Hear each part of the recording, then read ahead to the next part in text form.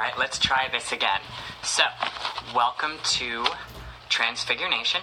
Tonight we're going to be interviewing Devon. Devon goes by the username Southern Queen 77 with an underscore in between. So as soon as she joins us, there she is. We're gonna go ahead and get a join here. We're gonna get this party started. And welcome. Super excited for tonight. Okay, here she comes. There she is. All right, I'm gonna adjust my camera a little bit. There we go. Well, hello. Hello. Apparently my thing doesn't work on live video. Okay. Your microphone doesn't work? We'll get this. We'll figure it out. We'll make it up as we go. I apologize for my appearance. I'm just a big old hot mess today. It's if you saw any of my story post earlier, my hair was out to here. So, all right, Devon, would you please introduce yourself to our viewers tonight? Okay. My name is Devon. I am Southern Queen 77. I am about 7.5 months into HRT. I live in New Jersey, in the most redneck part of New Jersey you can find. I'm not sure what more to introduce. Well, what are you, just so we're all clear, your pronouns? Oh, she, her, hers. Okay, just making sure, never pays to assume, folks. You should always ask if you're not sure. For me, I just like to make sure everybody knows. Okay, so Devon, we have spoken before. We've spoken through DMs quite a lot lately, but now I wanted to first let's start with the basics. When and where did you realize you were transgender or of a different persuasion? I mean, a lot of us don't know the terms transgender when we're younger. So, at what point did you really understand that about yourself? Well, Alexis, as we are on the older side of the spectrum. Back then, there were no really terms or anything for what we have or had or anything. So, I learned something wasn't quite right, I guess, around 5 years old. Just first starting out school, my favorite color was purple.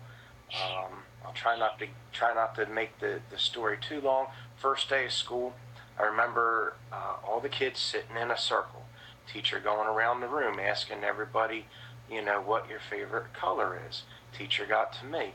I like purple. She looks at me. She goes, "No, you can't like purple." I'm like, "Yeah, I like purple." And she's like, "No, you're not allowed to like purple. That's a girl's color." And I'm like, she's like, "Pick something else." And I'm like, I don't have any other color that I really like. I like purple. And she's like, "Okay, well, we're gonna say you like blue because that's the next closest thing to purple." And now back then, there were still Hemi Cudas and stuff like that running around plum crazy. Guys, plum crazy purple guys are driving them, but yet purple was not supposed to be a guy's color, so it's like, well, whatever. And it comes down to that ignorance or that desire of people to force their expectations on others. And, I'm so sorry you had to experience that. It's almost like being assigned blue at birth, Correct. It's, why on earth would somebody tell a little child what their favorite color could and could not be? Don't ask the question if you don't actually want the answer. If that's the environment you're growing up in, how did you deal with that as you got older? It was very hard as I got older. I was doing some cross-dressing here and there. Just something just kind of felt right, clicked. Cross-dressing, got caught by the parents a couple times, and yeah, that was a pretty big deal. Um, parents didn't care for that very much at all. Pretty much back then, they're like, oh, well, what do you want to do? You want to go see a psychiatrist? And, if we keep catching you doing this, we're going to have to take you to go see a psychiatrist. And back then, psychiatrists were, like, bad. And, you would think, like, crazy people, are the only people that go see psychiatrists.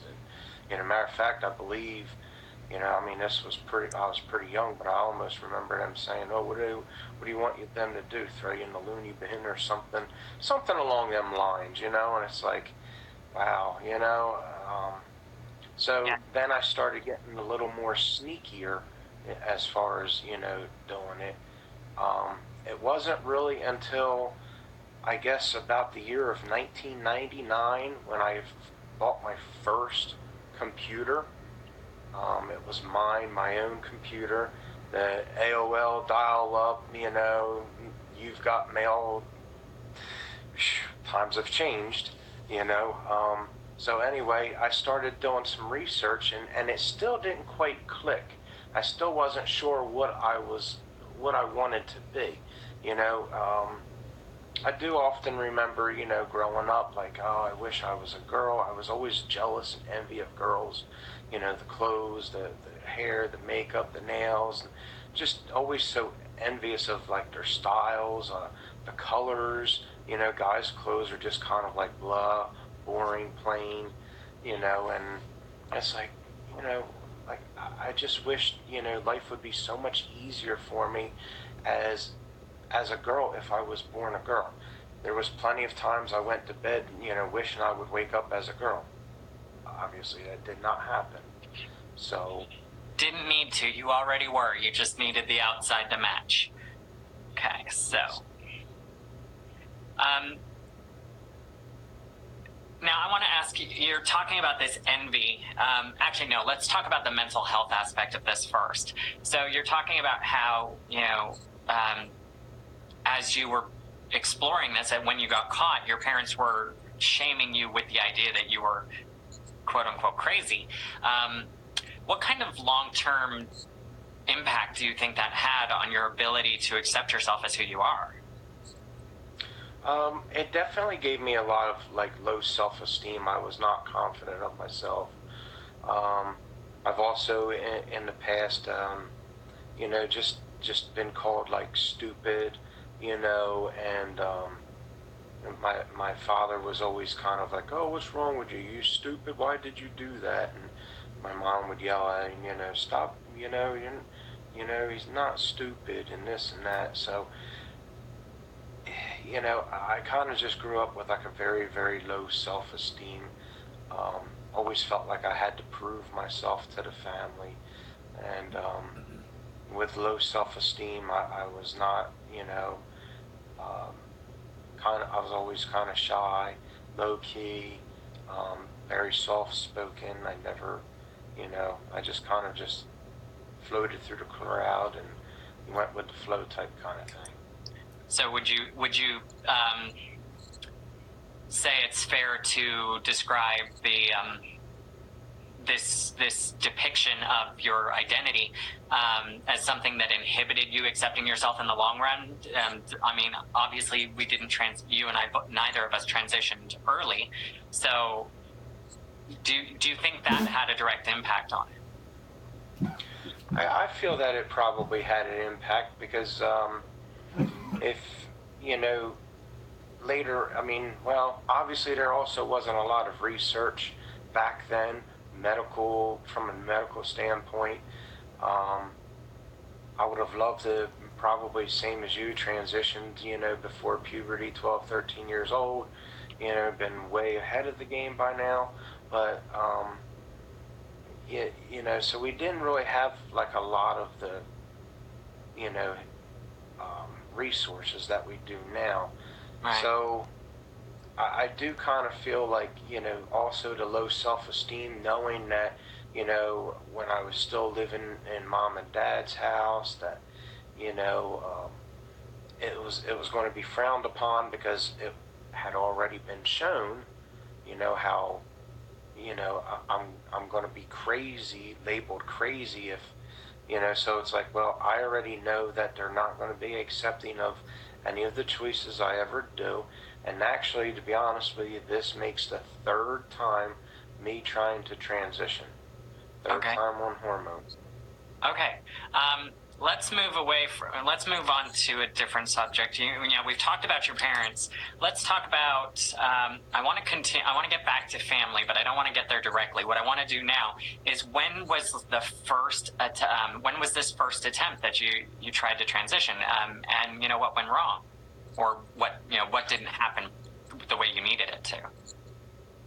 I was married at the time. I had a young daughter, and I guess I was probably, I want to say, mid to later 20s. And um, she was sort of okay with it in the beginning, but then as she's, I guess, kind of seen that I really wanted this and was, progressing. I mean, I had sought counseling in the beginning. Got the confirmation, yes, you have a gender identity disorder, is how they labeled it then, and so it's like, okay, you know, and doctor prescribed me medication, and I think I made it to about 3 or 4 months. At the time, our relationship was kind of rocky, and I didn't want to. I was scared, I didn't want to lose my wife. I didn't want to lose my family or anything. So basically, what I did is um, just pretty much um, stopped altogether. We were also getting, things were getting real rough. We had talked about separating, going through a divorce, and I tried to man up, and and it kind of just sort of failed and backfired, and just didn't happen. But either way, I was kind of sort of like put into an ultimatum. I'm like, look, we had a house together. We're gonna be losing the house because neither one of us can afford the house alone. So it's like I need to do something here, and I needed my family's help, and the family was like, well, if you need our help, then here's what you kind of have to do, and it put me between a rock and a hard place. So I, had to stop. Okay, so due to family pressure, you had to stop. I think a lot of us have been impeded from starting for that reason. But it seems like a pretty unique perspective of starting and having some support and then having it crumble. That I can only imagine. Okay, so that's the first time through. Now, what changed to make you think, with the second time, what changed that made you think that maybe this time it was going to work? I would just always get like these different feelings. Like in the beginning, as time went on, I was, I guess, somewhat okay being a guy. I kind of sort of didn't mind it. I wasn't in love with it, but I didn't mind it. And I kind of think also knowing and having the fear factor of, I wouldn't have support, but it was also still trying to figure out, what am I? Am I at this point, still, am I fantasizing? Am I just a cross-dresser fantasizing? Or is it a little bit more? So as time went on, I did do more research and everything, and I don't know, every time I, dressed up as a woman, just something clicked inside, and it kind of, I was like, wow, I really like who I see in the mirror. And, just, I don't know, just things felt right, and when I was out of it, it's like life was just blah, You know, it was playing almost like a record on a skip, on a repeat. You know, just every day you do this, that, and Okay, let me redirect this question real quick. So I get the motivation, I understand that. But the real question is, how starting HRT, starting hormones is a big deal. Had your relationship status changed, or had something like that changed that made you think that you were going to be able to start the second time and continue? I'm just curious because starting 3 separate times is there's usually a pretty significant story. The second time I had started, I was back into another relationship with my little one's mom, and just, I don't know, I was unhappy. As time progressed, I felt more and more like I wanted to be, a woman and not actually live in this guy mode. Okay. So I went ahead. So I went ahead and I ordered online mail ordered DIY, and I did that for a little while, and then things started falling apart with us. I was sneaking it behind her back, but she's like Blue's Clues, and she found it, but never said anything. So I was like, okay. But then I was in the process of leaving her and buying my own place and starting my own life. And so I, again, needed family help and stuff, so I kind of stopped again, and then once I established my own place and everything, I had a girlfriend, and things went sour with us. She was okay with the cross-dressing aspect of it behind closed doors. We could go out Halloween, but we could not go out in public, just, unless it was Halloween. And I loved it, but it felt like I kept wanting more. I needed more. And she understood that, and to a point, and pretty much was, kind of like called me like an egg, like, you just haven't hatched yet. And she says, I think definitely later on in time you're gonna pursue this. Right. And things went sour with us, and kind of brings me to where we are today. I went to the Mazzoni Center and seeked hormones and everything, and it's pretty much where I am today. Okay, so how long have you been on hormones this round? 7.5 months. 7.5 months. Okay, and I know your relationship ended with your now ex, I assume. How's your relationship with your daughter? Actually, it was the oldest daughter. It was a little rocky. She had lost her mom. December will be 7 years ago to a car accident. So it was just her and I. And being a 15-year-old girl, she's very challenging. So needless to say, and it was on the rocky side. In the beginning, she wanted to support me, but she was afraid to support me. She was afraid that she was going to lose her dad as well. And I guess as time went on, she actually, could see a change in me for the better. And she started to be okay with it.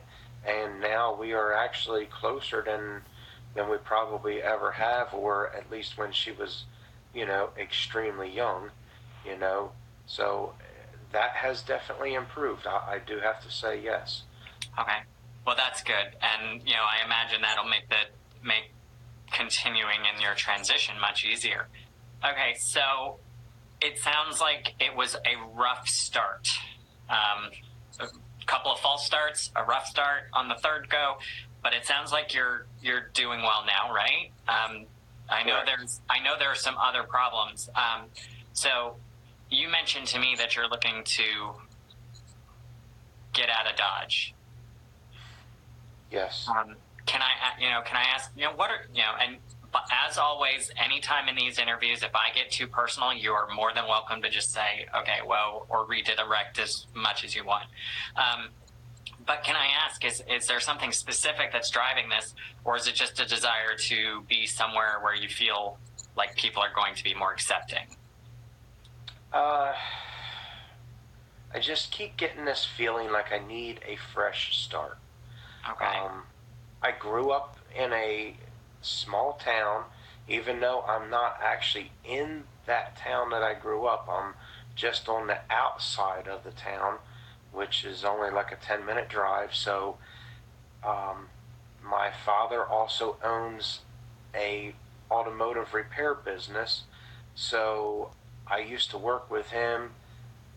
Lots of people in and out of the garage got to know me, got to know him, and it's like I said, it's a small town, so there are a lot of people that know me, know who I am, and it was extremely hard to come out because, one, I didn't want people to make fun of him. I didn't want the business to suffer, even though I don't work with him anymore or live with him or anything along them lines. I just didn't want people, boycotting the place, because of me or whatever. So it's kind of hard, and I didn't have a lot of friends, when I was a guy. I was always the one that went for quality, not quantity. Right. And with that being said, some of the quality, I only had a handful. Now some of them, because of this, is like, yeah, I just really can't. I can't do it. I can't take it. I'm sorry. But I just can't do it, type kind of thing. So it's like, all right. So now, I have very few friends here. Because people have known me for 41 years as a guy in this area. Some of them I interact with every day. My work, I don't believe that they would ever be accepting. They're old Italians. Little mom and pop place. I don't believe that they're ever going to be accepting of me to transition there. So, therefore, I'm still kind of like half and half, in between my modes, and that kind of bothers me as well. And thoughts behind that is if I just picked up and moved and went to another place, that once I get there from day one, I'm going to be a woman, and that's it. That's all that people are ever going to know me as. Okay. Maybe they might know me as trans, but it's kind of like a clean slate. Like nobody knew who I was, or knew my parents, or nobody knew my previous life. They only know me as right now at this point moving forward. Okay. So whether I'm naive thinking that way, I don't know. I couldn't tell you. I don't think it's naive to want a fresh start. Hold on. I don't think it's naive to want a fresh start, especially if you're in a small town where everybody knows who you are. That could be really trying, I think. So, it makes perfect sense. It makes perfect sense. It doesn't mean it's a great thing, but, you have to do what's right for you. You have to do what feels right for you as well. I mean, on the flip side of that, real quick, is I don't feel like there's any violence or anything towards me, because people know who I am, Right. and yeah, they want to laugh and joke and make fun of me behind my back and say things or whatever. That's fine, but I don't actually feel threatened either. So it's like, you know, because people are like, okay, well, I knew, Devon as a guy and was a stand-up person, never did anything wrong to me, so whatever, type kind of thing. So Yeah, it's like, absolutely. it's a double-edged sword. So you're leaving a relative safety where you're concerned about people being judgmental for less secure, or less guaranteed safety, with the possibility of them being more accepting. Okay. So, Yeah. Any ideas of where you might end up?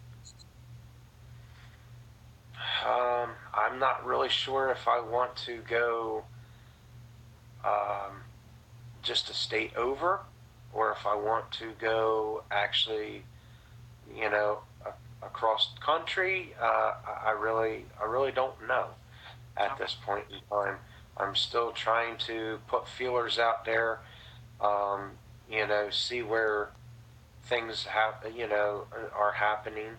Also, there has to be stability for, a thriving economy, because, once I do move, I'm going to need to find employment. So I don't want to move to some place that's accepting, but there's no jobs. Right. I had thought about Delaware, just, still kind of sort of close to home if something happened with a family member, Right. where I'm only, a couple hours drives away, or do I want to, be hours away? So Right. it's. And I mean, it all comes, you have to make that, those are decisions you have to come down to. And the only person who's going to know if that decision is right or not is going to be you. So, we can always seek advice from those who've gone before us, but the reality is we can't know for sure what's going to happen. So, and that's the other thing is, no place is going to be guaranteed to be safer or more successful. But Right. you have to do what you believe is right. Now let us move back a bit. With your first transition, you said you went to the doctor and you got, or wait, the first time, was that online as well, or? But no, you said you got the diagnosis. Okay, so we're going to come back to the mail order hormones in just a second. I'm going to chastise you a little bit. But what prompted you to go and actually see this? Because, we'd had this long period of time where, and you said that, you just didn't feel right, but was there one specific incident, one specific thing that just triggered it and said, enough is enough? Well, I was married at the time when I was in, she kind of actually pushed me to go to counseling. Okay. About it, and I did single counseling. We also tried to do, couples counseling. But I don't know. I guess there, when upon I went to a couple different, because in this area it was very hard to find somebody that actually specialized in transgender care. Right.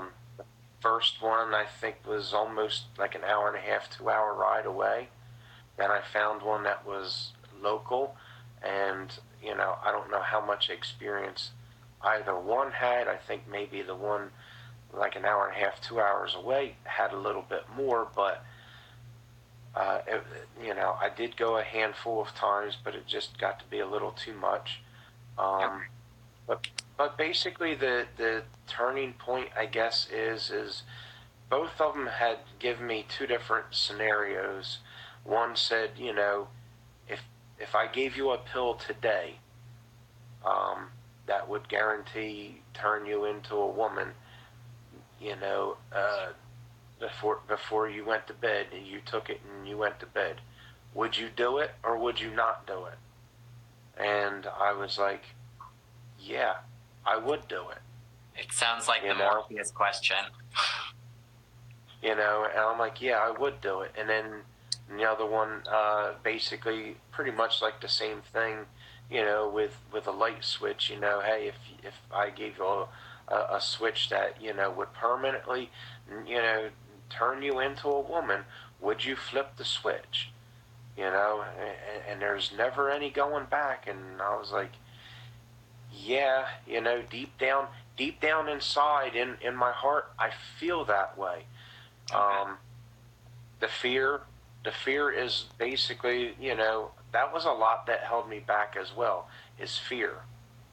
Right. Once you get past the fear and be true to yourself, that's when everything, you know, tends to happen. Yeah, and absolutely, fear is probably our biggest enemy most of the time. Fear and self-doubt. Now let's lighten it up a bit. You know, you've been transitioning for 7 months now. This isn't your first time on this journey. Have you had any gender euphoria moments? Any things that have just like, so good? Yes, I have. Let's hear Definitely it. have.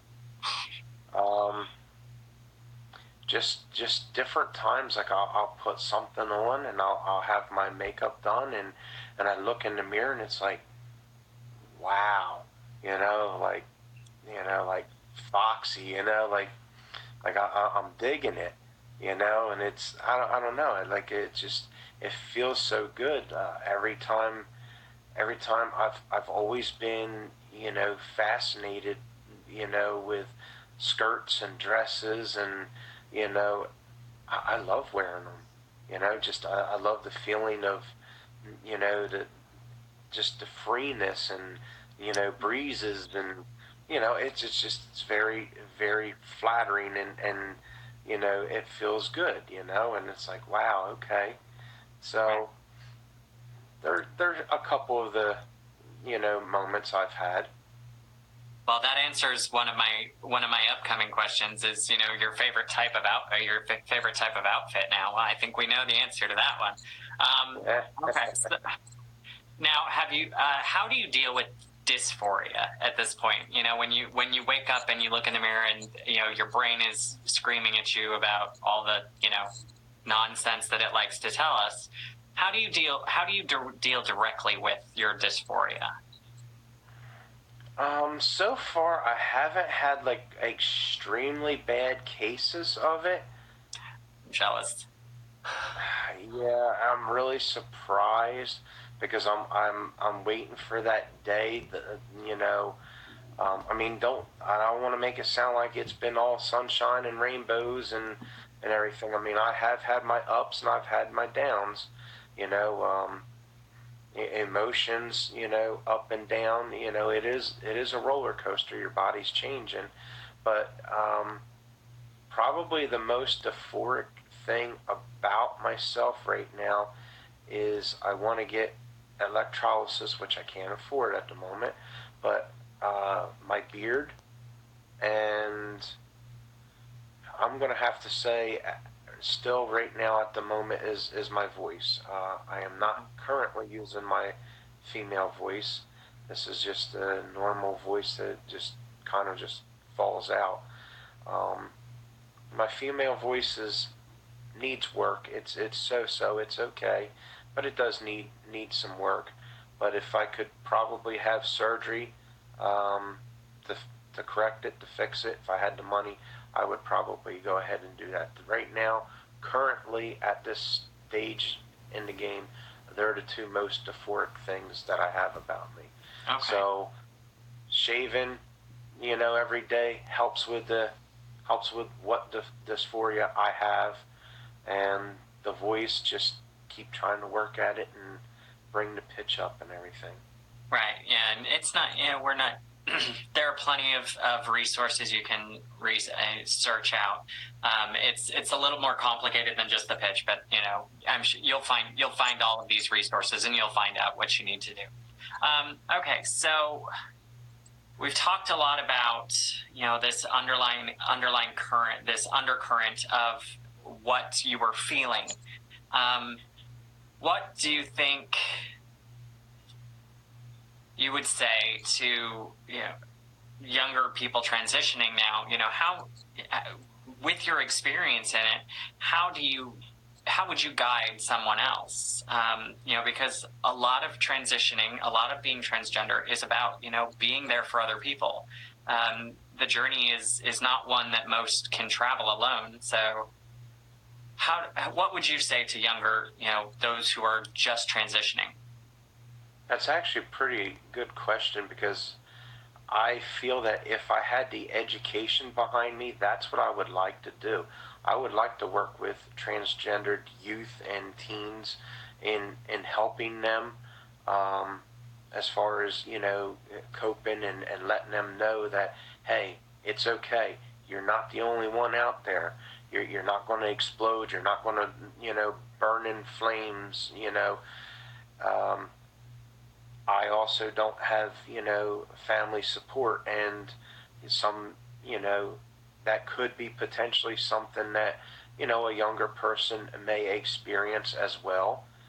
I would hope not, because, it is on the harder side. But basically, getting back to like the fear of the unknown, getting that out of your head, what am I going to look like? How am I going to turn out? Is everything going to be okay? Am I going to be able to find love? Am I going to be able to find a job? Later on in life, because as we're talking like younger generation, so it's like, okay, basically you need to get down deep in your heart and figure out what is in the bottom of your heart, what you truly feel. Forget all the fear, of that's what's going to come with it. Just how do you honestly feel deep down inside your heart? Because I hid that for so long myself that, that's where I was just like, being scared, and not being true to myself. That's something else, I want, younger people to say, think about is be true to yourself. Make you happy, not everybody around you. Because as time went on, I finally started realizing that, me being a guy was making everybody around me happy, family and everything, but I was miserable. It didn't matter how I felt, as long as they were okay with everything. So, live for yourself, be true to yourself, would be pretty much my advice. I think that's a really good piece of advice. Just be true to yourself. That's exactly it. All right, now, mail order hormones. Let us talk about this. What was the reasoning that you chose? I know you were trying to keep it secret, or you were trying to keep it quiet, but why on earth would you risk your health so badly by taking mail order hormones? Because I didn't have the resources or anybody around to seek it, and also, to be on the down low, for Right. one, just keep everything quiet. But, part of that, and just not knowing where to go, because again, small little hick town does not have, Right. doctors that specialize in this, and you would have to drive, a good distance to find it. I don't even remember how I ran into the Mazzoni Center, and that was, once I found that, I was like, wow, then what is such an awesome place to go. Okay. So I get it.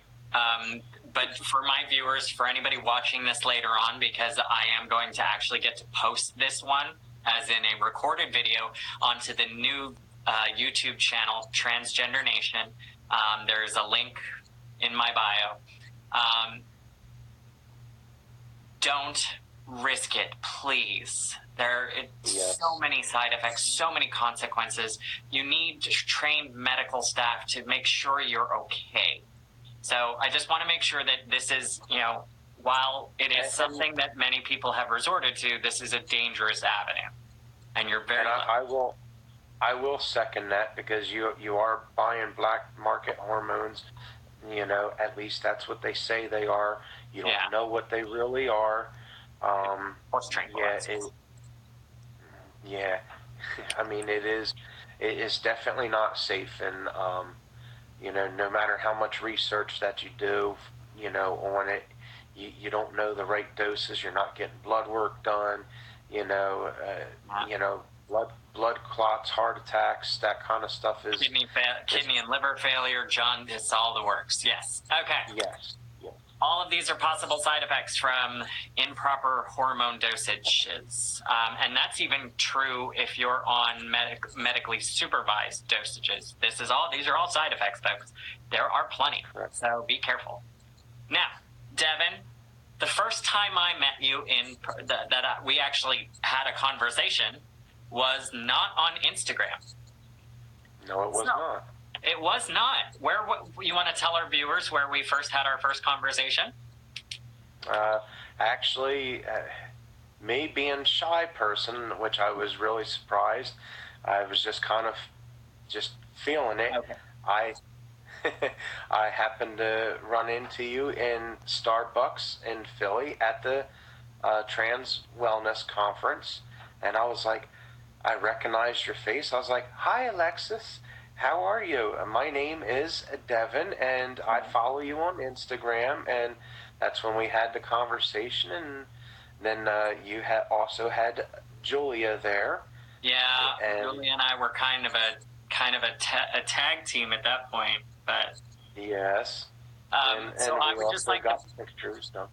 Yeah, you can actually see pictures on my Instagram account. They are posted in my feed.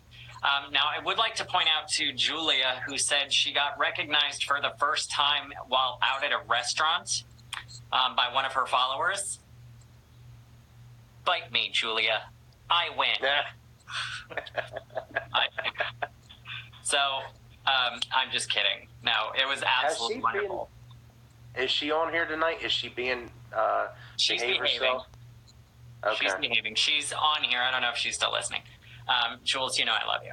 Okay, so let's talk about the Trans Wellness Conference, because there aren't a significant portion of the Instagram people that I'm talking to that actually went. There she is. So, let's talk about this. What was your favorite part of the Trans Wellness Conference? Probably the overall favorite was meeting everyone. Okay. Meet and greet. That was probably the highlight of everything. Realizing that there are other. I mean, you see people on Instagram, but you really don't know much about them or anything. So you go up to them, you're like, "Hi, how are you? I follow you," and that's when you kind of like you start to connect a little bit, and that was probably the highlight. Also, the information that they provided, it was very well organized. I have to give them a lot of credit. It was very well organized. They put good program together, good different informational pieces that they provided for you. Some of the other services that were there, out in the main floor was also very good. For helping out, like I seen many booths out there for transgendered youth, and like a suicide hotline, and different. I've seen a whole bunch of different things. Clothing, clothing exchange. So everything I just thought was overall was really, really good, and can't forget the flag raising as well. No, the flag raising. No, the flag raising. Yeah, so you were there as well. I mean, there were a bunch of us there. It's just I keep being surprised by people who are posting pictures of the flag raising. I'm like, I was 20 feet away from you. Why didn't I know you then? Well, actually, that day of the flag raising, I went and found Samantha. So you were like 5 feet away from me then. Probably, yeah, because I was right there with Samantha, and there was somebody else. I don't. Erica. Yeah. Well, Erica I had met earlier on. Okay. Let's see. Yeah, there were a bunch of people there.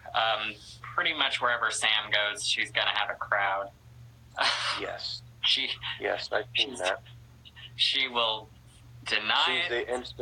She is the Instagram superstar. Don't celebrity. No, Sam, that was not me who said that. Don't get mad at me. That was Devon. Okay, so get mad at me. Let's talk about. You talked about those two psychologists who were like, if you could flip a switch or if you could take a pill. If it erased every single thing about you to just instantly become who you always wanted to be, but you lost everything in the past, would you take that? You commented earlier that you thought I would probably wish I had transitioned earlier, and you did as well.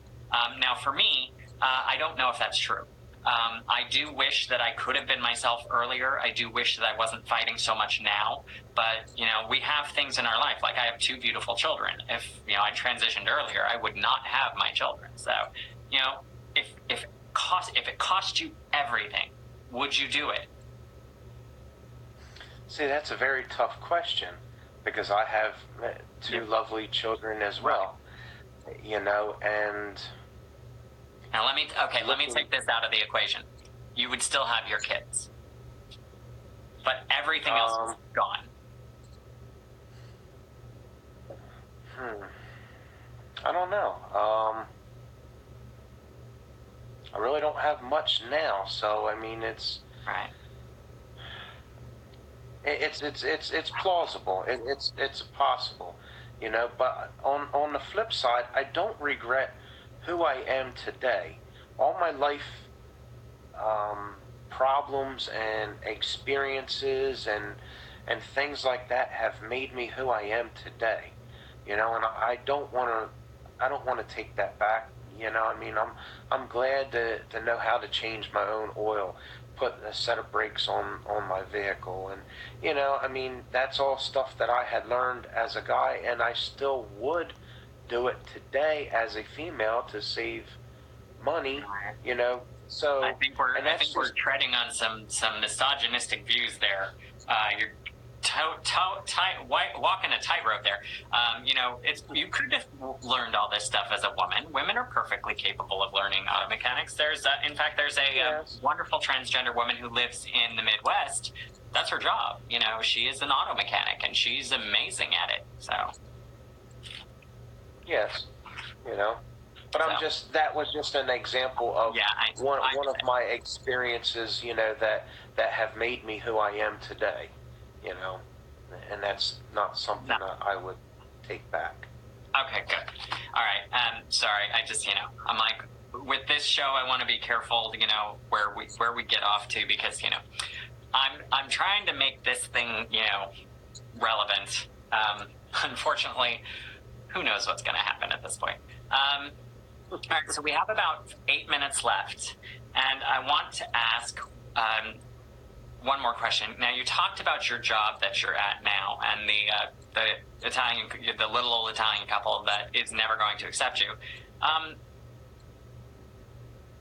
How do you see going forth that it's going to be different? I mean, if you go to a place of business and you apply as yourself as Devon, and And, you know, we don't really know that they're going to accept us, but how do you see this going forward? I mean, if you leave, obviously you'll find another job, but if you couldn't leave, what will you do about it?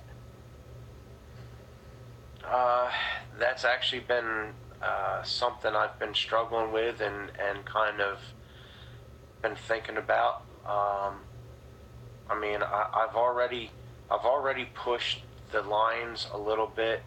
I first started out with earrings, and you know, it was no big deal. And then I started growing my hair, and you know, a couple things were said about the hair, you know, but not much. Then I got highlights, and then you know, it was a little bit. Oh well, why, you know, all this going on with like coworkers. Nobody ever coming to me and specifically saying anything to me. So then after that, you know, I've just been easing into things. Nails. Nice. That was a big thing with them. You know, they were like, you know, talking amongst coworkers. Have you seen Devon's nails? And why does Devon have nails and this and that? And, right. You know, now that it's there, there's not much said about it anymore. Right. Somewhere's along the line, they have heard rumors of me taking shots. Was the rumor of me taking shots to become a woman? Okay. And are you on subdermal, or are you? And no, I take pills, so okay. You know, it was. I didn't think so. It was semi correct information that they had received. Yeah. There are a few people that, you know, I am out on Facebook, so there are a few people that they are not on Facebook, but there are a few people that they're friends with, that I'm friends with on Facebook, that, you know, actually one specific person had actually said, oh, I can't wait to take this picture and go show them. They had told somebody else, and I was like, what a jerk, you know, like why would you, you know, I'm supposed to be friends with you, and why would you want to take my pictures and hurry up and go run to them? So there's a chance that they know or have, you know, basically pretending not to. Seen it correct, you know. But I've actually thought about pushing the limits a little bit. You know, maybe starting out wearing like, you know, foundation, some mascara, you know, type kind of thing. Always start with the eyes. Always start with the eyes. I mean, well, I need to cover up the beard too, but I mean, and I also wear a sports bra, but it's kind of getting showing. A little, yeah, it's kind of showing a little bit. So no, completely understandable. Now, a lot of this stuff, folks, you know, we talk about making gains. You know, very rarely are the gains that we make in our journeys blitzkrieg warfare. They're not lightning fast. They are trench warfare, where you just grind out every inch by sheer will and force of your personality. So sometimes it's a matter of just sticking to it and, you know, digging in, which, you know, I have some experience with myself. You know, I try to kill them with kindness, but it doesn't always work. So, all right.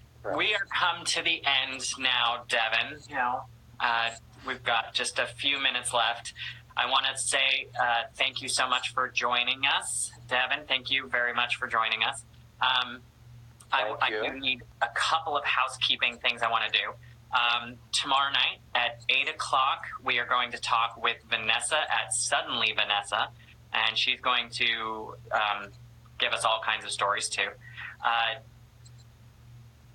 Also, I'd like you to go, if you want to, if you haven't seen it already, go to Love What Matters and check out the story that was posted on there. I wrote the story myself, but it was published. It was asked for by the Instagram page and published by them today. It was absolutely, Congratulations. it came out really wonderfully. And then there was,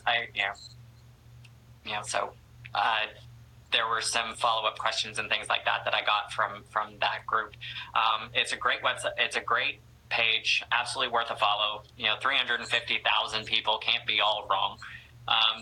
So go ahead and check that out. And I also sort of, there's probably a link on your page as well to that. There is a link on my page as well. And then one more thing, Transfigure Nation now has its own Instagram page. I will be posting more material and things to that page starting now. There is a link to the YouTube page on the Transfigure Nation page. If you can't find them for some reason, it's just Transfigure Nation all together, no spaces, no dots, no underscores, or anything confusing like that. So you should be able to find it there. That YouTube channel is going to be where all of these videos will end up for posterity, hopefully, and we'll see how well this works. Devon, thank you so much again for joining us. And would you like to say goodbye? Any parting words for our wonderful audience? Just, keep pushing forward no matter how hard it is. It's definitely not all sunshine and rainbows, as I had said. And, just bear down and keep going, and keep going forward, looking forward. Also, I wanted to add that I will hang out for a little while. If there's somebody else that would like to go live and have questions or something, I will be here. Certainly. Follow up the after party. That's what we're going to call it. It's the after party with Devon. For Transfigure Nation, be kind to each other, be kind to yourself, but most of all, be yourself. Y'all have a good night.